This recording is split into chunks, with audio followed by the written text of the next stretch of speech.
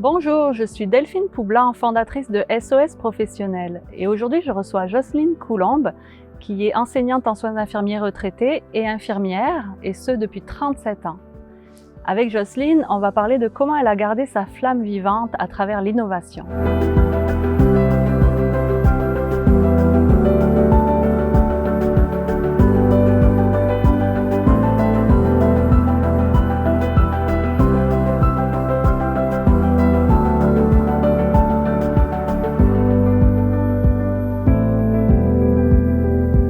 Bonjour Jocelyne. Bonjour. Bonjour. Donc c'est l'été encore, on est vraiment chanceux d'avoir un très bel environnement. Très bien, c'est vraiment beau ici en tout cas. C'est un honneur Jocelyne de te recevoir. Tu as 37 ans d'expérience comme infirmière. Oui. 10 ans en centre hospitalier dans beaucoup de services, donc tu vas nous en parler. 24 ans comme enseignante en soins infirmiers, donc pour les étudiantes en soins infirmiers au Cégep du Vieux-Montréal. Oui. Et plus récemment, donc tu es à temps partiel depuis 2 ans en gynéco-obstétrique, c'est ça? Dans une clinique, oui. Wow. Moi, tu sais, ça m'impressionne des personnes qui font des carrières comme ça. Est-ce que tu peux nous dire déjà à la base, c'était quoi la graine qui a été plantée, qui a fait que tu as eu le goût d'aller vers cette carrière d'infirmière? En fait, c'est un peu simple du fait que dans ma famille, il y a beaucoup d'infirmiers et d'infirmières. Mon grand-père maternel était médecin, puis après ça, il a marié ma grand-mère qui était étudiante infirmière. Après ça, ma mère est devenue infirmière, ma tante est devenue infirmière, puis dans toutes les petites familles de la grande famille, il y a 1 ou 2 infirmières. Fait que la graine a été semée pas mal. Mais moi, au début, je voulais pas être infirmière, je voulais être enseignante en musique. Fait que j'ai fait des cours au cégep en flûte traversière, en pensant qu'un jour, je serais professeure de musique. Puis finalement, je me suis rendu compte que non, c'était pas moi qui pouvais vivre ça, parce que je trouvais que c'était quelque chose d'intangible. Puis j'avais de la misère avec l'intangibilité. J'avais besoin de palper quelque chose. Fait que là, j'ai fait, OK, les soins infirmiers, tu touches un corps humain. Donc, il y a une tangibilité ici qui m'attirait. Fait que j'ai décidé d'aller en technique infirmière après mon DEC en musique. J'ai fait 3 ans à temps plein. Puis ça, c'était au Cégep Garneau à Québec. Et j'ai travaillé à Québec comme infirmière au début. Tous les corps de travail, sur n'importe quel département, parce que je voulais travailler, mais il n'y avait pas beaucoup de travail dans ces années-là. Donc, je suis déménagée à Montréal après quelques mois pour en travailler de nuit à temps plein. Puis là, ça a commencé vraiment le travail intense, on peut dire, comme infirmière. J'ai changé de ville, j'ai changé de vie, je suis devenue infirmière de nuit. Et là, j'ai fait beaucoup de spécialités parce que faire une seule spécialité, je trouvais que c'était pas assez large pour moi. Fait que j'ai appliqué sur bien des départements pendant mes 10 années. Puis c'est ce qui m'a amené à plusieurs spécialités. Puis c'est ce que j'ai aimé, en fait, diversifier ma formation. Je me suis épuisée un peu aux soins intensifs. Je suis sortie de là fatiguée. Je m'en suis remis de ma fatigue en continuant à travailler. Mais j'avais aussi commencé mon bac à temps partiel quand je travaillais de nuit. Fait que je finissais de travailler puis j'allais étudier à l'université. Fait que j'ai fait ça à temps partiel, mon université, pendant 6 ans. Fait que j'ai été très active. J'ai fait de la musique. Puis j'ai fait du théâtre aussi. T'es une passionnée. Ouais. J'avais du temps dans mes poches. Tu sais, quand tu travailles de nuit, le jour et le soir t'appartiennent. Fait que tu décides ce que tu fais. Tu dors pas. Ou tu fais des activités, en tout cas. Fait que moi, j'avais fait le choix de maximiser mon temps. Je me suis un peu épuisée aussi à travers tout ça. Ouais. Donc ça, là, quand tu as commencé ton bac, c'était combien d'années après ton diplôme collégial, en fait? 1 an et demi après avoir commencé à travailler, là, je sentais que je devais aller aux études. Dans ces années-là, c'était particulier parce que j'ai commencé en 87, puis les infirmières bachelières, ça n'existait pas tant que ça. Puis il n'y avait pas de poste bachelière dans ces années-là. Fait que mes collègues, ils me disaient, Jocelyne, pourquoi tu vas aller faire ton bac? À quoi ça sert? Tu vas faire le même job que tu fais là. Je dis, oui, je sais. Mais j'aurai un as de pique dans ma manche quand ça sera le temps. C'est ce que je répondais. En voulant dire, quand j'aurai une opportunité où il y aura un poste de bachelière, j'aurai le bac dans mes poches pour être capable d'appliquer.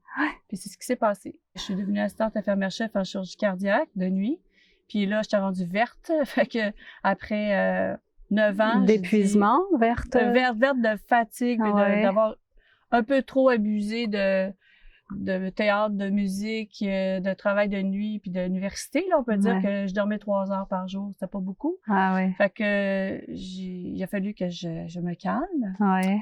Et finalement, j'ai eu un poste à l'ambulatoire de jour parce que j'avais un bac. C'est ça qui m'a permis d'aller de jour. Mais quand je suis arrivée là-bas, j'étais la deuxième plus jeune avec 10 ans d'ancienneté. Puis il y a eu du bumping à l'hôpital. Puis la plus jeune, ben, a été bumpée. Après ça, c'était moi. Il y avait des départements qui fermaient dans l'hôpital. Fait qu'il fallait qu'ils replacent ces infirmières-là. Puis pour les replacer, ben, il fallait qu'ils aillent par ancienneté. Puis là, il fallait demander, mettons, la plus vieille du département qui était fermée, où veux-tu aller dans l'hôpital? Si elle décidait d'aller à l'unité ambulatoire, ben, elle disait, moi, je m'en vais là. Fait qu'il regardait la plus jeune en ancienneté, puis il disait, tu dois aller ailleurs parce que il y en a une plus vieille qui s'en vient, puis toi, ben, tu sautes. Fait qu'elle, elle s'est ramassée de nuit, elle était de jour avec moi, elle s'est ramassée de nuit sur un autre département qu'elle connaissait, mais ça a été un choc. Elle a pris ça au téléphone pendant sa journée du jour au lendemain, pratiquement. Ouais, en m'appelant en larmes, là. En m'appelant en larmes dans mon bureau parce qu'on faisait de la préadmission. J'ai fini ma patiente, elle a fini sa patiente, je suis allée la consoler, là, sur le milieu du travail parce qu'elle est en choc.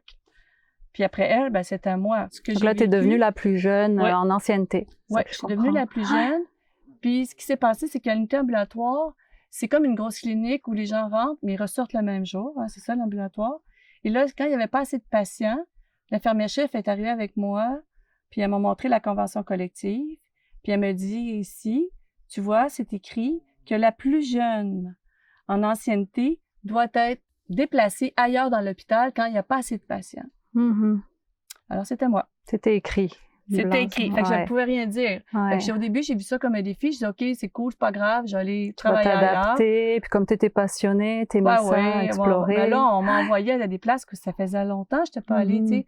On voulait m'envoyer aux soins intensifs. Écoute, ça faisait 4 ans que je n'étais pas allée. J'ai dit, non, je ne vais pas aux soins. Ils m'ont mis à une unité coronarienne, mais une unité coronarienne, tu sais, je pense que je connaissais les rythmes cardiaques comme il faut parce que j'avais étudié ça longtemps. Mais j'étais comme pas très heureuse là, de mon sort quelque part. Parce que c'est très technique, hein. Comme il faut quand même être vraiment bonne, je veux dire, dans ce que tu fais, parce que tu n'as pas droit à l'erreur là non plus, donc il y a une pression. C'est ça. À chaque fois que tu arrives dans un service nouveau, énormément de stress, tu connais pas le personnel, tu connais la spécialité de ce que tu t'en souviens, parce qu'écoute, tu n'étais pas là hier, puis tu n'étais pas là même il y a longtemps, tu n'étais pas là. Fait que là, il faut que tu t'adaptes, puis tu as justement le droit à l'erreur, pas de place à ça. Donc, le stress montait tout le temps. Fait que moi, on me disait, à 4h moins quart, le jour même, à 4h moins quart, si j'allais à l'unité ambulatoire, sur mon poste, parce que j'avais un poste quand même, ou si on me disait, ben non, demain, tu vas être à 8h au bureau du nursing, puis on te désignera ton endroit. OK. J'avais 10 ans d'ancienneté. C'est comme je suis retombée à 0. Et pourtant, mon poste, je l'avais mérité. J'avais fait un examen écrit, puis j'avais fait une entrevue. Puis on était 33 postulants, puis tu as des points quand tu fais ces affaires-là. Je suis arrivée 2e sur 33. Fait que je pense que j'avais ma place, légalement, en guillemets. Mais là, on me dit, avec la convention collective, ben là, pas assez de patients, tu sautes. Et quand tu dis, c'est comme si je recommençais de zéro, est-ce que justement, au niveau de la confiance en toi, tu as senti qu'il y avait une perte de confiance en toi, du fait de devoir t'adapter, mais dans des conditions quand même rapides, difficiles à chaque fois? C'est quoi que tu ressentais, en fait, à ce moment-là? Ben, au début, je voyais ça comme un défi. Après ça, j'ai commencé à être frustrée parce que je me disais, ça va-tu finir? Ça va-tu arrêter? J'ai quand même un poste. Comment ça que je vis ça? Fait que après ça, je suis devenue sarcastique, agressive. Je me reconnaissais vraiment pas, là. Je voyais l'effet des gens quand j'ouvrais la parole sur mon énergie qui était vraiment pas intéressante, là. Puis je fais, OK, ça marche pas. Tu étais devenue négative. Oui, j'étais plus drôle, là. Comme cynique, tu sais. Oui, j'étais cynique, pas intéressante, puis à fleur de peau constamment. C'était plus le fun, là. Le défi, je le voyais plutôt comme un obstacle. C'était plus un défi.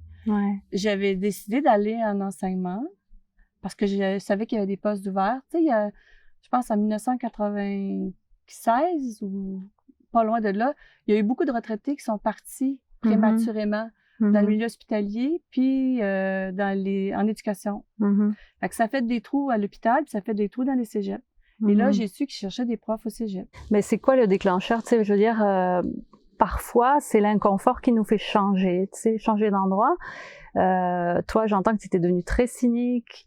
Peut-être c'était permanent, c'était long comme durée, ce mal-être-là? L'effet de la convention collective, on va dire ça comme ça, là, au niveau du travail, c'était pendant 6 mois, je ne savais jamais où j'allais travailler puis à quelle heure. OK. J'avais plus de vie. Je pouvais pas prendre, mettons, un cours de théâtre le soir. J'avais plus de vie sociale parce que des fois, je travaillais de 11h à 7h. Et quand tu sais juste la veille, comment tu fais pour planifier ta vie sociale? T'es pas capable. Je trouvais ça difficile. Fait que moi, j'avais même dit à mon infirmière-chef, j'ai dit, quand vous avez besoin de moi, vous me parlez de mes compétences. Puis quand vous avez pas besoin de moi, vous me parlez de mon ancienneté. Ça disait tout. Et on me disait, ben prends-le pas comme ça, mais tu veux que je prenne ça, comment? Comment? T'as pas senti beaucoup d'écoute quand tu nommais comment tu te sentais dans le milieu? Moi, j'étais le numéro 2012. C'est ça que j'étais. 2012. Je m'en rappelle encore. On a un matricule, puis non, on était un matricule. Puis on se sent souvent comme ça. Tu vois, même l'oiseau est d'accord. Oui, tout à fait. Donc, j'entends que tu t'es questionné au point d'envisager d'aller vers l'enseignement. Est-ce que tu nommerais comment tu te sentais par est-ce que tu étais en dépression, en burn-out, en épuisement? J'étais fatiguée de vivre ce climat-là.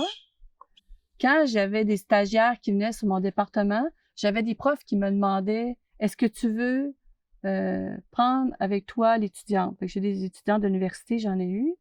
Puis des étudiants du cégep, j'en ai eu. Puis là, je me suis rendu compte que j'aimais ça, faire ça.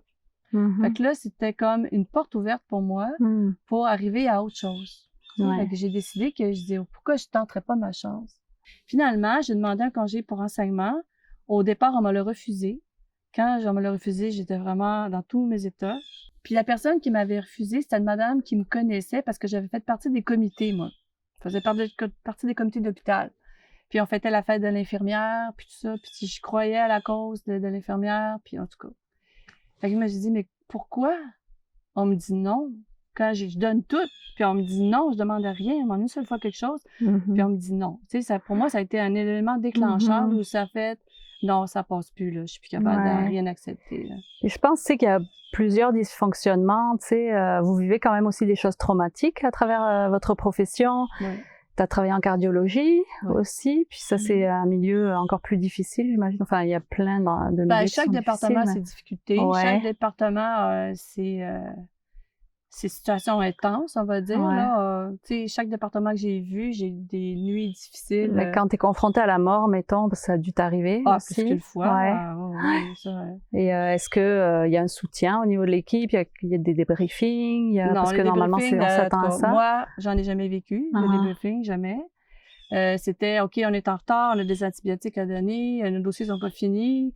On finissait 1 heure plus tard parce qu'il fallait tout rattraper le temps qu'on avait mis pour la réanimation cardio-respiratoire qui, la plupart du temps, fonctionnait pas parce que les patients étaient trop malades. Puis, quand un patient est très malade, ben c'est difficile de le ramener, malheureusement. Donc, puis, toi, tu intervenais dans les manipulations en réanimation cardio-respiratoire? T'étais là, en fait, quand tu es de nuit, il y a 3 infirmières. Okay? Quand il y a un code, tu lances le code pour que l'équipe arrive, mais en attendant qu'il arrive, il faut que tu commences les manœuvres. C'est time is muscle, comme ils disent, là. Ben c'est ça. 1 seconde, c'est 1 seconde, puis pas de temps à perdre. Puis on a vu des gens mourir aussi dans une mort attendue, mais on les accompagne là-dedans. Là. Fait que toutes sortes de morts, on peut dire, j'ai fait face. Puis j'ai fait mon chemin personnel par rapport à la mort, par rapport à accompagner l'autre là-dedans, la famille aussi. Tu sais, tu réveilles quelqu'un à 2 heures du matin, c'est important que vous veniez. Tu peux pas dire au téléphone qu'il est mort parce que tu sais pas comment on va le prendre, mais tu dis... Êtes-vous seul? Venez avec quelqu'un? Prenez un taxi si vous êtes tout seul. On vous attend. Tu sais, c'est toutes ces choses-là. La personne pose des questions, elle est stressée. J'imagine qu'elle sent qu'il y a quelque chose de grave qui se passe. Oui, c'est sûr. Mais tu sais, des fois, ils veulent pas l'entendre. Puis justement, ils veulent un accueil. Puis c'était moi, mon travail, j'étais assistante longtemps sur plusieurs départements. Puis j'attendais la personne pour l'accueillir. Puis malheureusement, lui annoncer la nouvelle parce que le médecin était pas là. Mais c'est ça le travail, tu sais, fait que Ouais. Donc, aucun débriefing après ça, là, c'est ça. Des situations Non, comme non. ça, Non, ben non. soutien. Tu sais, de jour, peut-être qu'il y en avait, Mhm. de soir, il y en avait peut-être, mais moi, j'ai passé majoritairement de nuit. Mhm. Puis de nuit, ben, tu as 42 patients sur ton unité, Mhm. ben, il faut que tu continues à donner le traitement aux autres aussi. Mhm. Fait que tu peux pas dire j'arrête tout, ben, je suis plus capable. Non, Mhm. le travail continue. Ouais. Donc, tu es passé à travers des formes de trauma, on peut dire quand même, à travers non seulement Ouais. du fait de ton travail, mais aussi du fait de le manque d'empathie envers toi, le manque de soutien. Ben, le ce manque qui nous aidait, c'est qu'on allait déjeuner ensemble le matin. Mhm. On allait ventiler Ok. nos émotions. Tu sais, on parlait jamais, on donnait jamais de nom, rien de ça. On se mettait dans un coin tranquille pour que personne n'entende ce qu'on disait. Mais il fallait qu'on sorte comment qu'on avait vécu la situation. Il fallait le Mhm. sortir. Puis c'était la meilleure façon, c'est de parler avec celle avec qui on travaillait parce qu'on se comprenait. Mhm. On l'avait vécu ensemble, la situation. Ouais. Tu sais, qu'est-ce qui a marché, qu'est-ce qui n'a pas marché, comment qu'on aurait pu améliorer pour éviter que ça arrive. Mais des fois, c'est l'inévitable. Mhm. Tu sais, il Donc, va bien, puis d'une fraction de seconde après, il ben va oui. plus bien. Mais ça, on pouvait pas le savoir. Tu sais. Non, ça reste Mm. un choc. Mais donc, il y avait une forme de soutien entre pairs, mais informel, quoi. Oui, Quelque oui, chose de... c'est ça, Ouais. c'est ça. C'était C'était pas à organisé. cafétéria, en Ouais. déjeunant, à Ouais. cafétéria. Ouais. Donc, après tout ça, ben, toi, tu as commencé à ouvrir la porte à autre chose, hein, à l'enseignement. Quand on m'a refusé mon congé pour enseignement, ben j'ai descendu la pente psychologiquement. Puis mon cerveau a comme trouvé la porte de sortie. J'ai dit à Jocelyne, ça va plus. Ça va plus. Fait que finalement, je suis partie en congé de maladie, au départ indéterminé, parce que je savais vraiment pas quand est-ce que j'allais remonter la pente. Puis finalement, on m'a appelé chez moi pour me dire qu'est-ce que tu dirais si on te donnait ton autorisation pour aller enseigner. Mhm. Fait que j'ai répondu, ben là, il y a 50% de ma fatigue qui vient de partir. Ah, mon Dieu. C'est ça Donc, que j'ai c'est qu'il y avait une répondu. solution Ouais, j'avais une qui porte apparaissait. de Ouais. sortie pour trouver une place pour moi, Mhm. quelque part. Tu sais, à Mhm. l'hôpital, il n'y a pas de créativité Mhm. possible, à part d'être authentique avec le patient, puis de trouver une façon de l'aborder selon sa personnalité, puis tout ça. Donc, c'est une forme de créativité, on va dire. Mais plus que ça, il n'y en a pas de place. C'est tous des Mhm. protocoles, c'est des façons de faire. C'est normal, là, tu sais, il y a une qualité de soin à avoir avec ces protocoles-là. Mais où la place, la créativité, Mhm. ben, il n'y en a pas. Tu sais, fait que Mhm. moi, j'ai tout fait un peu. Fait que peut-être même plus qu'un peu. Fait que j'ai décidé d'aller quelque part où je pourrais peut-être plus utiliser ça. Puis quand j'ai commencé dans l'enseignement, ben j'ai commencé fatiguée. Mhm. Puis je comprenais pas le jargon des professeurs, tu sais, c'est quoi une tâche, c'est quoi un plan cadre, c'est quoi un devis ministériel, c'est quoi ben, un plan de cours je savais, là, parce que j'avais étudié à l'université, mais tu sais, d'où vient tout ça, ben je Mhm. l'ai appris là, Ouais. avec mes collègues. J'ai appris à connaître les comités puis les différentes tâches reliées à ces comités-là. Tu sais, on pense qu'un prof, ça enseigne dans une classe puis ça s'arrête là. Ouais. Ça prépare son cours, ça enseigne puis ça corrige. Ben, ça fait bien plus que ça. Ouais. Mais avec le temps, je l'ai découvert parce que j'ai commencé à comprendre un peu plus toute la mécanique là, qui est en arrière de ça au niveau de l'administration. Au bout de 3 ans, je me suis dit, est-ce que je reste? Parce que moi, au bout de 3 ans, je changeais tout le temps de place. Ouais, c'est des cycles, hein, Ouais, j'imagine. c'est ça. Là, au bout de 3 ans, je me disais, est-ce que je reste ici? Uh-huh. C'était un soir de semaine. J'étais à mon bureau, tout le monde était parti, j'avais fermé mon bureau. J'ai dit, ouais, je pense que je vais rester. Uh-huh. Parce que j'ai dit, il y a de la place pour la créativité. Il y a de la place pour explorer, innover. Puis j'ai dit, OK, ouais, je vais rester. Puis finalement, je suis restée 24 ans. Ouais. Ouais. Fait que je pensais pas que je resterais aussi longtemps, Ouais. mais ça m'a permis de me retrouver, de trouver un équilibre. Mais on a travaillé fort quand même, là, vraiment, là, tu sais. Mhm. Puis je salue toutes les infirmières qui travaillent dans les hôpitaux, puis Ouais. tous les professeurs qui travaillent dans les cégeps à soins infirmiers, parce que je sais c'est quoi ce travail-là. Je le sais. Ouais, c'est énorme. Et puis tu sais, quand tu dis l'enseignant fait pas juste préparer son cours, enseigner, il a aussi des comités, il y a des aspects administratifs. Je pense qu'il y a aussi tout un aspect de relation d'aide avec au moins avec les étudiantes en tout cas, qui sont quand même très sollicitées, parce que ce que toi tu vivais en tant qu'infirmière, une étudiante vit beaucoup d'anxiété de performance, vit aussi quand même des difficultés en santé mentale, on peut dire. Mm-hmm. Ben, il y a beaucoup d'anxiété chez les jeunes, là. Ça, je Mm-hmm. pense que c'est connu et c'est dit fréquemment. On n'a qu'à écouter les nouvelles, là, puis on voit que ça déborde, là, les besoins en psychologie pour les élèves. Puis tous les profs, on a eu des élèves anxieux dans nos groupes, tu sais, puis donc on s'en parle entre nous, comment qu'on peut l'aider. Puis même le service de psychologie à l'école, il était saturé. Ils ne pouvaient pas prendre, tu sais, tous les élèves qui demandaient ou ils étaient en liste d'attente. Fait que, tu sais, quand tu fais une anxiété de performance ou tu as un autre genre d'anxiété, on peut tous les nommer, là, ben, puis il faut que tu fasses face à quelque chose de très exigeant, parce que soins infirmiers, c'est vraiment exigeant pour les élèves. Puis à un moment donné, ta capacité d'adaptation, ben, est limitée, là. Tu sais, puis à un moment donné, ça paraît. Puis là, les élèves, ben, cognent à notre porte, demandent un rendez-vous. Puis finalement, ben là, il y a besoin d'écoute. On l'écoute. Mais on n'est pas psychologue, là. Ouais. Tu sais, on est humain. Ouais. On l'écoute, on essaie de le rassurer. S'il te parle des stages, ben tu le recordes dans le stage. Si tu parles de son étude, on peut lui donner des façons d'étudier qu'il n'a peut-être pas compris, qui pourraient peut-être l'aider, tu sais. Donc, il y a différentes façons d'aider l'étudiant selon ce qu'il te dit. C'est quoi qu'il te dit? Ouais. Si tu as d'anxiété au niveau personnel, ben, tu sais, ça limite là, de ce que je peux faire pour cette personne-là. Là, c'est un psychologue qui va l'aider. Ouais. Tu sais, fait que on est pris avec ça, là. Une dépression aussi, tu sais, une dépression, c'est pas rien. Puis, justement, tu vois, c'est en 2019, il y a eu une étude qui a montré que 52% des étudiants au post-secondaire signifiait qu'ils vivaient tellement de détresse qu'ils devenaient inopérants. En fait, ils perdaient vraiment de l'efficacité dans leurs études. Et suite à ça, en 2020, il y a eu, donc je veux le montrer à l'écran parce que c'est vraiment important, que les gens sachent qu'il existe une norme nationale canadienne sur la santé mentale et le bien-être des étudiants au post-secondaire. Donc ça, c'est sorti en 2020. Je ne sais pas si toi, tu étais sensible à ça, si tu le savais. Et suite à ça, il y a le Québec qui lui a sorti un plan d'action sur la santé mentale étudiant en enseignement supérieur. C'est un plan qui va de 2021 à 2026. Ouais, j'ai vu ça, ouais. Et dans ce plan, c'est comme si les établissements ont une obligation aussi de répondre à cette préoccupation. Ils ont comme une obligation de mettre en place des moyens. Et donc, toi, en tant qu'enseignante créative, créatrice de plein de moyens pédagogiques et de choses, j'aimerais ça te poser la question. Selon toi, comment on peut aider les étudiants à se sentir plus en santé, avoir plus de joie dans leurs études, tu vois?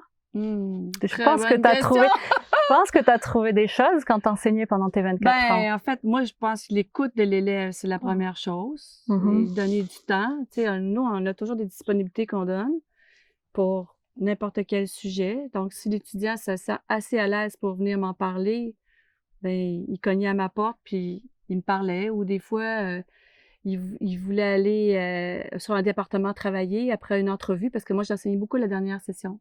Il se faisait dire en entrevue, on me dit qu'on me verrait à l'urgence. Qu'est-ce que tu en penses? Il sort du cégep, là. Ah ouais. Il y en a qui sont capables, mais c'est la minorité. OK? Parce que c'est très dur, là, commencer direct à l'urgence, là, parce que il y a beaucoup de choses qui se passent que tu n'as pas sur un département, on va dire, de médecine chirurgie. Okay? Ouais, ça va vite. Ouais, faut puis pas se tromper. c'est pas fait de la même façon. Ouais, parce que je t'expliquerai pas tout ça parce que ce serait long, mais je dis à l'étudiant, fais tes armes ailleurs avant. Tu sais, je lui donnais un conseil, fais tes armes ailleurs. Va 6 mois en médecine chirurgie ou en chirurgie. Si tu aimes la chirurgie, va-t'en 6 mois en chirurgie. Fais tes armes parce que là, tu vas monter ta vitesse d'exécution, ton organisation, ta dextérité, ton jugement clinique. Tout ça va te donner des meilleurs outils pour aller, si tu veux vraiment y aller, 6 mois plus tard à l'urgence où tu vas te sentir un peu plus solide, tu sais. Mal diriger les élèves en sortant de l'école, c'est d'augmenter leur anxiété. C'est de les mettre en danger. C'est de les mettre aussi au pied du mur tellement rapidement. C'est de les envoyer vers peut-être un burn-out où le sentiment d'incompétence va arriver tellement vite que c'est difficile à vivre, puis personne ne veut vivre ça, un sentiment d'incompétence. Tu sais, à l'école, on leur donne ce qu'on peut. On leur donne du mieux qu'on peut. On ne peut pas leur donner une charge complète d'une infirmière sur un département. C'est impossible. On a 6 étudiants avec nous. Je ne peux pas donner 6 patients à un étudiant, puis 6 autres, ça me fait 36 patients. Voyons, ça n'a pas de sens. Il faut que j'en donne 2. Alors, je vais choisir mes 2 patients en fonction pédagogique. OK? Il est rendu où, cet élève-là? C'est quoi mes objectifs pédagogiques pour cet élève-là? Puis là, je vais, couche par couche, le faire grandir là-dedans. Mais quand il sort du cégep et qu'il se fait parachuter dans un milieu où on dit « Vas-y, let's go », vas-y, let's go. OK, par où je commence? J'ai-tu les bases pour ça? Ah non, tu es capable. OK, c'est bien beau, là, t'es capable, Ouais. là. Mais tu sais, j'ai déjà eu un courriel de détresse d'un étudiant qui allait lâcher son travail. Il était en orientation sur un département. C'était un très bon étudiant, humaniste, à l'écoute des patients, qui voulait vraiment très bien faire son travail. Et là, il m'écrit: «Jocelyne, je dois retourner travailler ce soir et je pense que j'irai pas. J'aimerais ça te parler.» Je dis: «OK.» Puis j'ai posé des questions pour qu'il réfléchisse, en fait. Je voulais pas avoir mes réponses, je voulais juste envoyer une réflexion puis un cheminement par rapport à ses enjeux propres. Mhm. Puis il est allé retourner travailler. Donc, il a fait sa journée. Au lieu de démissionner, il est allé faire sa journée. Il a passé 4 jours avec ses parents. Ça l'a beaucoup aidé. Il a Mhm. ventilé. Il m'a réécrit. Ouais. Puis là, il me dit: «Oui, j'ai fait tel changement.» Mhm. Puis il dit: «Merci beaucoup.» Mhm. Fait que, tu sais, il est resté dans la profession. Ouais. Mais il était moins une, là. Dans les conseils finalement que tu donnerais, ça serait premièrement qu'il y ait un système d'écoute pratiquement d'urgence et une disponibilité d'écoute pour ces personnes-là qui vivent une détresse dans leur... il y a une remise en question totale, en fait. Cette détresse-là Oui. amène comme un questionnement de qu'est-ce que je fais là, je veux tout Ben, il se abandonner. sentait non compétent. Mhm. Il dit: «Comment ça qu'à l'école, ça marchait, puis là, que ça marche plus?» Ben, c'est parce qu'il y a une marche entre l'école, puis il y en aura toujours une marche entre l'école puis le marché du travail, tu sais? Puis, des fois, on se fait dire que les profs, on est déconnectés de la réalité, Mhm. mais on a des objectifs pédagogiques. C'est ça que les infirmières savent pas. Puis les objectifs pédagogiques, ben, c'est pour les amener à avoir une base solide. Si je donnais 1 pour 1, Mhm. OK? Tu es mon étudiante, Delphine. Je vais te donner tout ce que j'ai. Puis tu vas voir que ça, on va clencher. Mais j'en ai 6. Ouais. Je peux pas faire ça. J'en Ouais. ai 6. Puis j'ai un plan cadre, j'ai un plan de cours. Mhm. Tu sais, Puis quand t'enseignais dans la salle de cours, comment tu aidais à dynamiser, Ah, mon comme Dieu. je te dis, Je me là, suis à amusée, amener là. de la joie, voilà. Ouais, là, je me suis amusée. Pour les aider, tu sais, parce que ça les aide dans leur morale. C'est sûr que sur le terrain, dans leur stage, ils ont des difficultés, mais quand ils reviennent dans la classe, au moins s'ils peuvent avoir du plaisir, j'imagine que ça améliore Ouais. grandement Ben, un cours de leur... premiers soins, par exemple, ça, c'est un cours où je me suis vraiment amusée. J'ai fait du maquillage de plaies, Mhm. de toutes sortes de situations. Puis au début, on fait la théorie, 4 heures de théorie pour se mettre en tête toutes les notions d'aider en premiers soins. Aider en ville, mais aider aussi en région éloignée, OK, avec peu de moyens puis tout ça. Mhm. Après ça, on faisait des mises en situation l'après-midi, fait que les étudiants étaient à la fois acteurs et intervenants. Fait que c'était chacun leur tour à avoir des plaies puis tout ça. Fait que là, les étudiants savaient jamais qu'est-ce qui allait se passer. On faisait juste une petite courte mise en situation, puis après ça, l'étudiant rentrait en acteur puis avec le maquillage. Puis là, ben moi, je faisais l'observateur, puis je regardais qu'est-ce qui marche pas, tout ça. Mhm. Puis j'ai laissé aller. J'ai laissé aller, vraiment. Puis je regardais qu'est-ce qui se sont souvenus de la théorie du matin, qu'est-ce qu'ils ont appliqué. Puis après ça, on faisait un débriefing tout de suite. OK, comment vous êtes senti? Comment tu t'es senti, toi, la victime? T'es senti aidé ou pas? Écouté ou pas? OK, puis quand est-ce qu'on a appelé le 911? Ça a pris combien de temps avant d'appeler le 911? Mhm. Ah, on l'a même pas appelé Ils le ont oublié, 911! ouais. Fait que, tu sais, fait que des fois, fait que là, il pensait, la situation Ah. suivante, ben là, le 911 était appelé beaucoup plus vite parce que là, Ouais. malgré le stress, il savait qu'il fallait qu'il appelle le 911 rapidement Mhm. pour que le secours officiel arrive rapidement. Mhm. Si tu l'oublies, puis ça fait 15 minutes, ben t'as 15 minutes que t'es vraiment tout seul, là. Fait que, tu sais, en tout cas, toutes des choses comme ça. Mhm. Créer Du des... maquillage de plaies, Ouais, maquillage carrément. de plaies. Oh ouais, ben, du faux Et sang, puis toute la d'où kit. ça t'est venu, cette idée-là de... En fait, j'ai rencontré un professeur à Sainte-Foy, Yvon Brunet. Fait que si Yvon, tu nous regardes, bonjour Yvon. Lui, il est à la retraite. Puis lui, il a inventé ce principe-là. Ben, il a peut-être pris ça de quelqu'un d'autre, là, mais moi, j'ai connu ça de lui. Puis au cégep Sainte-Foy, il faisait le cours de premiers soins, puis il avait fait des brûlures, puis tout ça. Puis j'avais passé du temps à Québec, à Sainte-Foy, regarder comment c'était. Il m'a tout expliqué. Mhm. Moi, je suis repartie avec tout ça, toutes ces connaissances-là. Donc, t'as amené du matériel de Ben, maquillage comme au cinéma? Ben, Si en je fait, il y a comprends. des trousses qui existent, OK. qui se vendent en catalogue, puis le technicien de laboratoire regarde les catalogues, puis là, il me dit: Jocelyne, qu'est-ce que tu veux, là? Qu'est-ce que tu penses de ça? On prend ça ou on prend ça? Fait que finalement, on discute, puis là, on essaye ça. Fait qu'on l'essayait, puis là, on faisait essai-erreur. Puis à un moment donné, c'était de plus en plus intéressant comme maquillage. Au début, c'était comme ben ordinaire. Après ça s'est amélioré.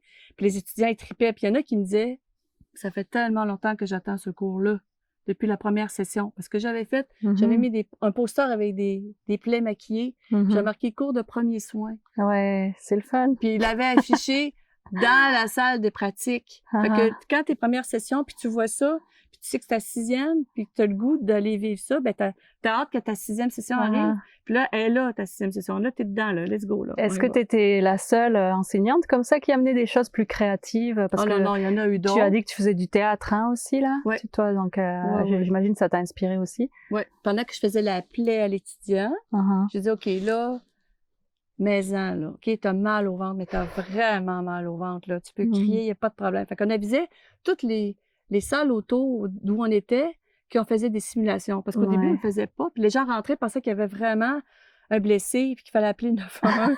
Fait que là, on a compris qu'il fallait aviser le monde parce que sinon, on créait vraiment une panique autour de nous. Fait que là, on a fait OK, là, faire attention. Fait que les étudiants, ben, ils embarquaient. Ils embarquaient vraiment. Ils ont même donné leur nom comme bénévoles pour faire partie des acteurs. Fait que ça a été le fun, ça. Ça a été vraiment agréable. Ouais, j'imagine, tu sais, ça crée une connivence, ça crée de la joie, de toute façon, c'est assez clair.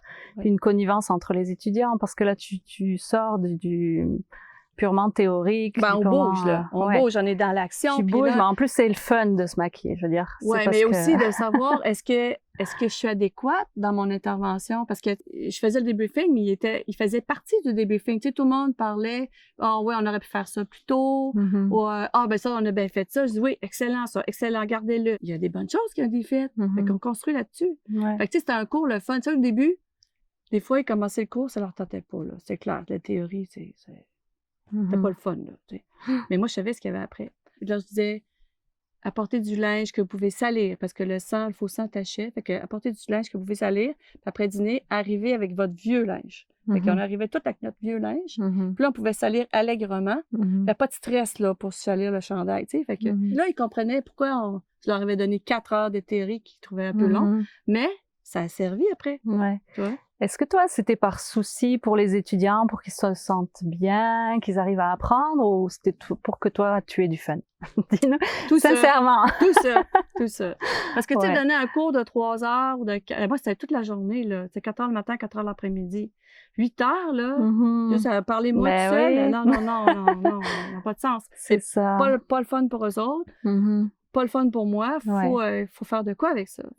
Parce qu'on parlait de la détresse des étudiants, il y a aussi de la détresse chez les enseignants, on en parle moins malheureusement, puis il n'y a pas de plan national pour prendre soin des enseignants, mais selon moi, il y a comme une urgence aussi. Je sais qu'après ça, ta créativité a continué, est-ce que tu veux nous en parler? Jusqu'où tu es allée dans ta créativité? Ben, en fait, avant que la créativité de ce que tu veux me faire parler là, arrive, on a exigé en fait un examen de pharmacologie en 6e session, chose qu'on n'avait pas, parce qu'on trouvait que c'était pas, les notions n'étaient pas assez solides. On a fait des examens, puis les taux de réussite étaient comme pas extraordinaires, fait qu'on s'est dit, il faut faire quelque chose pour les aider.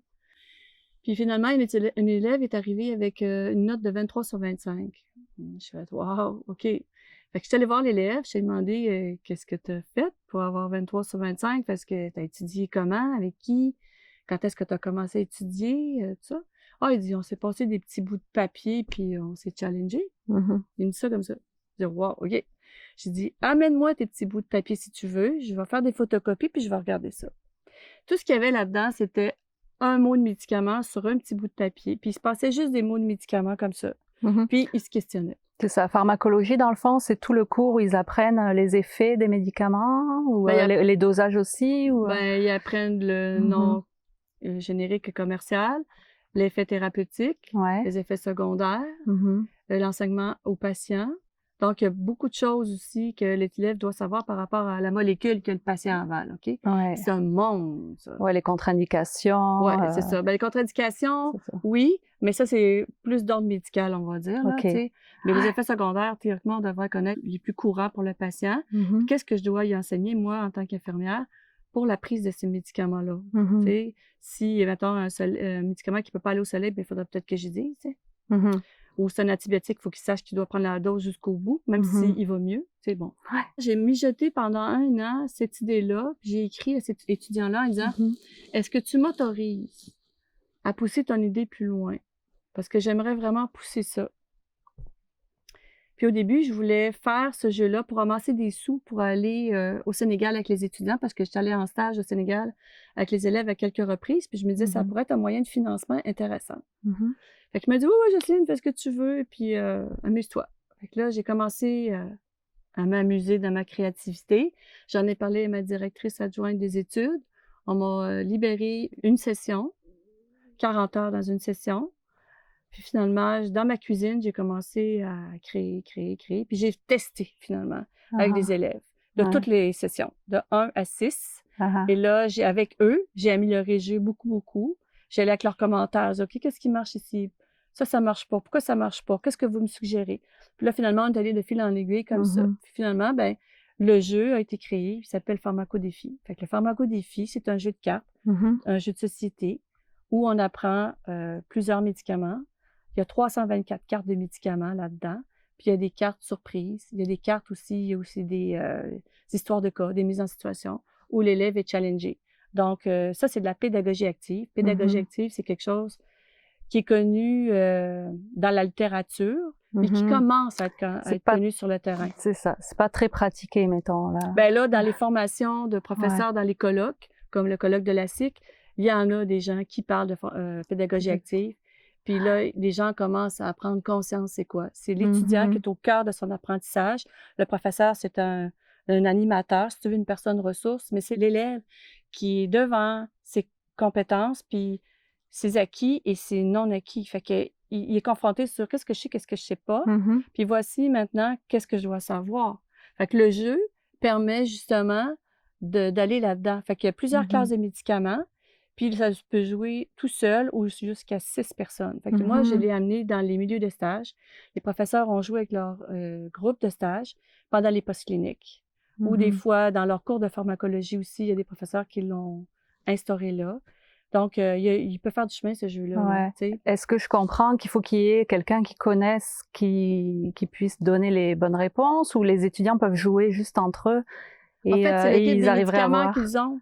C'est le guide des médicaments qui est le livre de référence. Donc, tout élève qui est en soins infirmiers au cégep a l'obligation d'acheter le livre de médicaments, donc son livre de référence. Et dans le jeu, tu dois référer à ton livre de référence pour valider tes connaissances et t'assurer que qu'est-ce qui est dit pendant le jeu est véridique. Donc, on ne restera pas avec des fausses informations. Toutes les informations qui sont dites doivent être validées en vérifiant dans le guide des médicaments. C'est ça. Donc, à ce moment-là, il y a une référence. Ben oui, puis tes connaissances, ben, ils sont solides. Là. Puis tu as le droit d'écrire, tu échanges avec l'autre étudiant. Les étudiants ont le droit de bluffer, mais on vérifie toujours l'information qui est dit, même s'il y a eu un bluff. Donc, il y en a un qui peut avoir l'air très assuré, qui sait très bien son affaire. C'est pas ça partout. OK. Tu peux nous montrer des cartes, juste? En fait, ici, dans Pharmacodéfi, c'est ça. Puis, il y a 2 défis dans Pharmacodéfi. Le premier défi, c'est de mettre des médicaments qui sont ensemble dans la même classe, puis de les présenter aux autres joueurs. Puis après ça, on valide si c'est vrai ou faux. Puis si c'est vrai, ben je prends une carte surprise. Puis les cartes surprises, ça te fait vivre toutes sortes de choses. Comme ici, la carte surprise, par exemple, je la lis à voix haute, toujours dans le jeu. Donc, demande à une personne de ton choix d'épeler le mot azithromycine. Sans se tromper, si c'est réussi, chaque personne obtiendra un point. Ça veut dire que la personne que je choisis, mettons que je te choisirais, Delphine, tu dois m'épeler azithromycine sans te tromper. Facile, puis si tu réussis, tout le monde va faire un point. Fait que, tu sais, en soins infirmiers, les élèves, en général, sont compétitifs. Fait que là, ils veulent tous que tu réussisses. Fait que là, ils veulent que tu l'aies, la réponse. Donc, ils font quoi, de la télépathie à ce moment-là? Non, ça fait un peu de pression, tu sais. Et là, la personne, elle dit, as-tu le droit d'écrire avant? Je dis, oui, tu peux écrire avant. Fait qu'elle écrit, puis elle regarde si ça a du bon sens. Puis là, elle dit, OK, je suis prête. Fait que là, elle écrit, elle dit. Puis la personne qui a le carton, ben, elle vérifie si elle l'a bien dit. Bon, c'est là qu'on voit si ça a été réussi ou pas. Donc, c'est des petits défis à travers d'autres défis. C'est tout le temps un défi, ce jeu-là. Mais c'est des défis dans le plaisir. C'est aussi un jeu qui est très interactif dans le sens que j'aurais pu piger une carte qui disait « Donne 2 de tes cartes à la voisine de droite. » Puis les cartes de ton choix. Fait que celle que ça ne me tente pas d'avoir, je vais t'y refiler. Fait que là, je viens de complexifier ton jeu. Puis toi, tu peux prendre une carte où tous les joueurs te donnent une carte. Fait que là, tu en as encore plus. Fait que tu sais, où tu peux avoir... tu donnes 4 cartes aux joueurs d'en face. Ça varie, ça bouge beaucoup. Fait que là, ce que ça fait, c'est que ça t'oblige à mobiliser tes connaissances sur plein de médicaments pendant le jeu. Puis tu peux jouer longtemps à ça. Tu peux jouer 1 heure, 2 heures. Puis tu peux jouer pendant tes pauses la nuit avec tes collègues. Les pauses la nuit. Peut-être pas la nuit. Non, ça n'existe pas, ça. Tu peux pas faire ça. Non. Tu vas te coucher quand tu es capable de dormir. Moi, ce que je vois, la valeur ajoutée, c'est vraiment créer aussi ce lien, ranimer le lien au lieu de rester justement dans la compétition. C'est comme une compétition saine. C'est une compétition ludique, amusante. Oui. Donc, ça aide à créer le lien entre... L'exemple de ça, c'est que tu peux faire des points, parce qu'il y a des pointages là-dedans, mais en général, les élèves ne comptent pas leurs points. Ils réalisent que leur connaissance, c'est ça qui gagne, plus que des points. Ouais. Fait que ils réalisent ça après coup. Au début, ils écrivent tous leurs points, mais à un moment donné, tu vois, ils commencent à moins écrire, parce qu'ils sont plus intéressés à apprendre. Oui, ils jouent pour jouer, puis pour apprendre. Le pointage, c'est accessoire. Il y en a quelques-uns qui tiennent, par exemple, à leurs points, là. Mais en général... C'est vraiment extraordinaire. Ça me réjouit vraiment de savoir qu'il y a des enseignants encore qui ont la flamme jusqu'au point de créer un jeu, puis de vouloir que ça soit connu pour aider les étudiants, en fait. Au colloque, il y a le prix Margot Faneuf pour les innovations, puis la créativité, puis tout ça. Puis il y a toujours quelqu'un qui gagne. À travers la province de Québec, en soins infirmiers, il y a beaucoup de créativité. C'est juste qu'on la connaît pas. Puis en tant que professeur en soins infirmiers, on est souvent isolé parce qu'on a notre tâche de prof, on a nos cours à donner, on a nos stages à aller faire.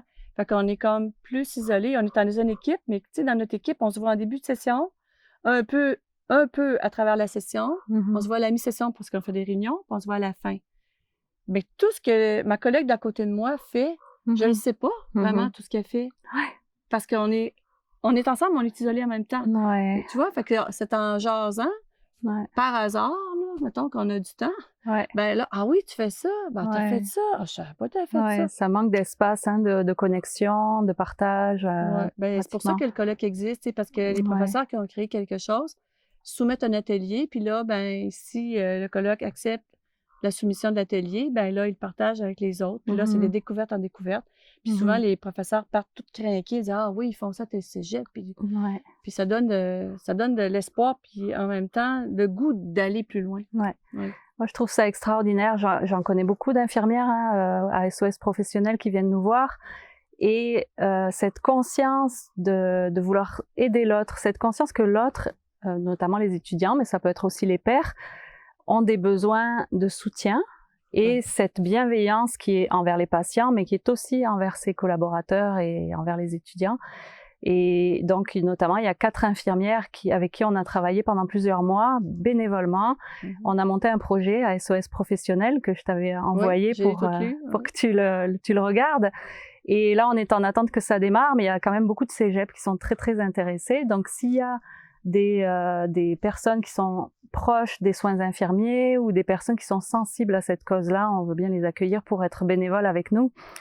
Parce que c'est tellement grand la tâche et on peut pas non plus remettre la responsabilité tout le temps au ministère de l'Éducation, au ministère de la Santé. On voit bien que ça fonctionne pas. C'est comme il y a un espace où il faut que chacun se reprenne sa responsabilité et puis rayonne avec ce qu'il a à offrir. Comme toi, tu le fais, je trouve ça vraiment extraordinaire. Mais là, je suis plus en enseignement, je suis en clinique. Mais c'est pas grave, ça me passionne encore. Là, mon cœur est resté au cégep du Montréal, mais la créativité, j'aime ça. J'aime vraiment ça. Explorer, découvrir, innover. Comment on peut aider, comment on peut repenser. Parce que c'est ça aussi. Repenser ce qui a déjà été pensé. Pas parce que ça a été pensé que c'est figé. Non. Comment qu'on pourrait voir l'autre angle. Puis cet angle-là, il n'est peut-être pas encore découvert aujourd'hui, puis c'est peut-être nous autres qui vont le découvrir, on ne sait pas. C'est ça. Mais c'est ça qui est intéressant. Tantôt, on parlait des élèves du secondaire, OK? Quand tu arrives du secondaire, puis tu arrives au cégep, c'est un monde. Puis quand tu apprends au secondaire, tu apprends d'une certaine façon, mais qui n'est pas nécessairement utile au cégep. Parce qu'au cégep, on te demande autre chose, une marche, là. Puis les étudiants, en première session, quand on leur exige ci, ça, puis là, on exige plein d'affaires en première session. Et là, il faut qu'on les structure, là. Comment je vais faire pour arriver, madame? Bien, regarde, as-tu un agenda? T'as-tu ci, t'as-tu ça? Tu sais, là, on les aidait, on les outillait, puis là, ben, on peut prendre rendez-vous avec moi, puis on va regarder ça. Fait que c'est ça, là, tu sais, on les construit. Mais moi, je peux te dire que quand je vois un étudiant de première session, il y a une certaine confiance en lui, une certaine confiance. Puis je les voyais grandir jusqu'à la 6e. Mm. Le truc là-dedans, moi, ça me faisait rire parce que dans mon bureau, on était 9 profs, OK? Puis on était des profs de différentes sessions. Quand c'était une session dans les premières années, ça cognait faiblement à la porte. Quand il était en 3e session, c'est 2e année, ça cognait un petit peu plus fermement. Et quand ça cognait très fermement à la porte, ça, c'était une 6e session, là, je me levais. J'allais répondre. Parce que je savais que c'était un élève de la 6e session. Parce que son assurance apparaissait même quand il cogne à la porte. Pour te dire comment ça peut être subtil. Là. Ah ouais. Ouais, ils prennent confiance en eux Ouais. de plus en plus. Ben, c'est parce qu'on leur demande de développer cette confiance-là. Parce que tu peux pas toujours avoir peur de tes actes. Si tu t'en vas en stage infirmier, tu t'offres pas, là. Ben non. Ben non, il faut savoir ce que tu fais. Il faut avoir confiance. Il faut savoir confiance dans tes acquis et dans ton raisonnement et ton bon sens. Ben, c'est ça. Ton jugement. Tu te forges. Donc maintenant, c'est sûr, tu as quitté, mais je sens que ton cœur est encore là-bas. Mettons, sachant que tous les étudiants sont uniques et que les conditions sont peut-être un petit peu différentes maintenant après la pandémie qu'avant la pandémie, mais toi, ça serait quel conseil que tu donnerais aux étudiants qui rentrent, qui commencent ou qui sont au milieu de leur formation? Ben, de croire en eux, en tout cas. C'est la première chose. Il faut croire en soi. De cogner à la porte d'un professeur avec qui il se sent à l'aise, s'il a besoin de parler. Parce que les rendez-vous en psychologie, s'ils en ont, tant mieux, mais s'ils en ont pas, il faut qu'ils se tournent vers quelqu'un. Ou qu'ils se trouvent aussi une étudiante ou un étudiant avec qui il se sent bien, puis qui s'ouvre sur ses difficultés. Puis il va peut-être être surpris de voir que l'autre aussi a des difficultés, mais qui se tourne vers un professeur, une ressource, pour juste être écouté. Tu sais, on n'a pas toujours besoin de trouver des solutions, mais une écoute, ça fait souvent la différence. Puis après l'écoute, ben le prof peut peut-être donner certains trucs, puis aussi laisser une porte ouverte s'il y a quelque chose. Tu sais, moi, j'ai eu une étudiante première session performante, là, mais surchargée. Et elle m'avait pas remis ses travaux pour un cours X. Elle m'avait envoyé un courriel que je n'avais jamais eu. Elle dit, je te l'ai envoyé. Je regarde dans le break, je ne le vois pas, le courriel. Elle dit, Jocelyne, je suis sûre que je te l'ai envoyé. Je dis, OK. On se parle après la classe. Finalement, elle me le lit. Et là, quand je l'ai entendu, j'étais tellement triste pour elle. Puis en même temps, moi, j'étais un prof de première session nouvelle, là. Pourtant, j'avais bien du bagage dans mes poches. J'avais enseigné longtemps en 6e session. Et je me sentais un peu comme elle, avec toute l'immensité du travail et la charge. Tu sais, je me disais, wow. Fait que finalement, je l'ai pris dans mes bras. C'est ça que j'ai fait. Je l'ai pris dans mes bras.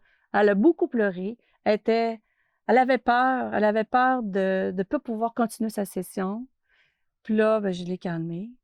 Puis on a fait un contrat verbal sur son engagement. J'ai dit, regarde, là, tu as beaucoup de retard, mais ton engagement doit être sérieux. OK? Fait que là, on va se trouver les moyens pour que tu te sentes solide puis que tu ne te sentes plus que dépassé comme tu es dépassé là. J'ai dit, est-ce que tu comprends? Elle m'a dit oui. C'était super après. Wow. Ouais, donc ça a été super. Tu as été à l'écoute. Elle a senti une écoute, c'est ça exactement. Puis elle a senti que tout n'était pas perdu. Puis que oui, elle pouvait se reprendre en main, puis elle pouvait continuer. Puis cette fille-là, elle a fini son cours, puis elle est arrivée la première de toutes les élèves de la 6e session dans l'examen final. Il y a quelque chose, là. Mais moi, je l'avais vu, le potentiel de cette jeune personne. Ouais. Elle était dépassée, quoi. Il y a toujours des moments où tout le monde peut être dépassé. Oui, c'est ça. Ouais. Il y a des fois, il y en a qui sont dépassés, mais ils se rendent compte qu'ils ne sont pas à bonne place, mais ils le font pour leurs parents. J'ai déjà eu ça. Un jeune homme, on était en stage, puis on était dans un break. Il dit, pourquoi t'es ici? Je voyais bien qu'il ne fitait pas, là. Ben, il dit, je le fais pour mon père. Puis je dis, pour toi, tu le fais-tu pour toi? Il n'était pas capable de répondre. Fait que finalement, la session d'après, il n'était plus là. C'était pas... Moi, je voulais pas nécessairement qu'il quitte, mais je voulais qu'il soit honnête avec lui. Qu'il soit juste... Ben, c'était tout un trajet, là. Fait que, tu sais, l'honnêteté envers soi-même, c'est un conseil que je pourrais donner. Pourquoi tu veux devenir infirmière? Si c'est juste pour le salaire, fais d'autres choses. Fais pas ça. Non, c'est sûr. Parce que c'est trop dur, les conditions de travail. Il faut que tu sois animé par beaucoup plus qu'un salaire pour être capable de durer puis d'être heureux dans ce métier-là. C'est vraiment, comme l'enseignement, c'est la même chose, on s'entend. Fait que faut vraiment être honnête Ouais. envers soi-même.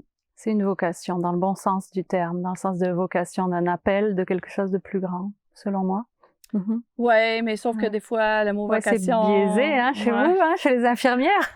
Moi, je vais dire quelque chose qui peut-être va choquer, mais pour moi, une vocation, ça se paye. Mhm. Ça se paye. Tu sais, sur le dos de la vocation, c'est oh, ben, vous autres, c'est une vocation, fait qu'ils en rajoutent, toujours bénévole, ils en rajoutent, toujours bénévole. Mm. Un instant, là. Un instant. Tu as un milieu de femmes, puis un milieu de femmes, ben, on dirait que malheureusement, on est moins écoutés que si on était tous des hommes. Mhm. Tu sais, quand tu regardes les conventions collectives des policiers, des pompiers, puis tout ça, c'est autre chose. Fait que le mot vocation, Ouais, c'est ça, j'ai remarqué que chez les infirmières, c'était très vu d'une autre manière. ça ouais. passe plus trop, ce mot-là, Ouais. honnêtement. Ben, Parce c'est- qu'ils l'ont usé à corde. Ils nous ont usé Ils l'ont à corde. utilisé, pour Oui. vous utiliser. Puis oui, Mhm. on en devient quasiment des victimes de ce Ouais, mot-là. ouais. Parce qu'on est encore avec ça. Ouais. Pourquoi? Ouais. On voit Ok. encore Jeanne Mance qui est penchée avec sa statue devant l'Hôtel-Dieu de Montréal, qui s'est donné corps et âme. Ça, c'est vocation. OK? Mais je ne suis pas Jeanne Mance et mes autres collègues non plus. Ouais. Vous Parce êtes des qu'on- professionnels. On est des C'est ça. professionnels. Ouais, c'est Vous ça. avez des compétences, des qualités extraordinaires, de l'expérience qui a une valeur. Puis que Oui. peut-être ils ont utilisé pour dévaloriser. Tu sais, quand tu dis que tu donnes une prime, qu'il faut que tu fasses toutes tes journées, parce que sinon, tu fais, il manque une seule journée, tu n'as pas ta prime, là, Mhm. dans le temps de la COVID, c'est quasiment insultant, ça. Ouais. Tu sais, si elle est malade, elle est exténuée, elle est fatiguée, elle n'a pas le droit, elle n'aura pas Mhm. sa prime. Mhm. Donne-moi une claque d'en face, là, c'est pareil. Le mot, les anges gardiens, je suis allergique à la politique, mais il en faut de la politique. Il faut Mhm. de la politique quelque part. Je suis fragmentée, OK. on va dire ça comme ça. Écoute, Jocelyne, tu sais, 37 ans dans la profession, moi je trouve ça vraiment extraordinaire. Je veux juste te féliciter parce que tu vas en inspirer d'autres hein, Peut-être. à travers cette entrevue aussi. Je me sens honorée, puis surtout pleine de gratitude de t'avoir rencontré Mm. et que tu sois maintenant en connexion avec d'autres infirmières comme toi qui ont une maturité, une grande maturité et qui veulent aider les autres infirmières, comme notamment une que tu viens de croiser récemment. Mais oui, mais oui. Que tu n'avais pas vu depuis quelques années. Mm. Donc, je pense qu'ensemble, on peut arriver à tisser quelque chose de beaucoup plus bienveillant par rapport à tout ce que tu nous racontais. Oui, en fait, c'est ça. C'est, je pense, de continuer d'avancer d'une façon positive, créative, pour découvrir, en fait, qu'il y a sûrement mieux que qu'est-ce qu'on vit présentement. Puis comment y arriver, ben, on va le faire ensemble, je pense. Mhm. En connexion les uns avec les autres. Absolument. Super, merci d'être venu. Ça fait plaisir. À bientôt. Bye.